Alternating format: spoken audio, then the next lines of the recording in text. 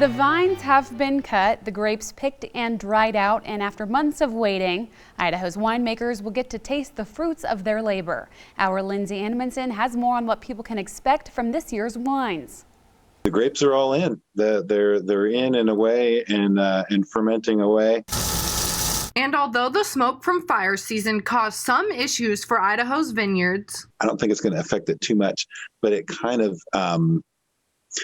made it kind of overcast. So we got some of the a smoothing out of the ripening, and so I think that's going to bring on some stronger acidity, and so that's translate into stronger fruit flavors in the wines like themselves that you can kind of pick up. with a cooler than average spring and large amounts of rainfall, That really made the canopy just shoot up and pop out and be ready early. So that was kind of good too. it's still early in the winemaking process, but There's a couple of varieties that I would watch for that seem to really shine out. I would watch for Malbec, Sangiovese, and Syrah from this year. Those seem to come off and just be stellar fruit. it was anything but an easy year for winemakers.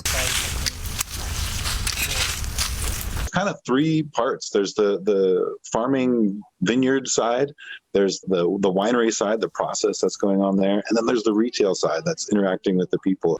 There's struggles in all three areas. So the wineries had to get creative. It's cool, the innovations that we were able to see, different wineries, imaginations taking place. There was folks from some wineries were making deliveries to people's homes.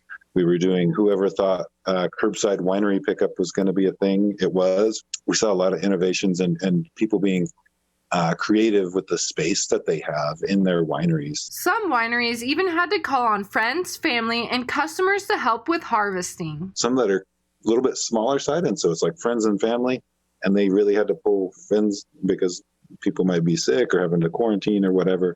They were able to pull from some even like customer base to get help out there into the vineyards and harvesting. And so I think that was a pretty cool experience for the customers themselves. But it's not the wine Williamson will remember most about this year's harvest. Instead, it will be How the people came together.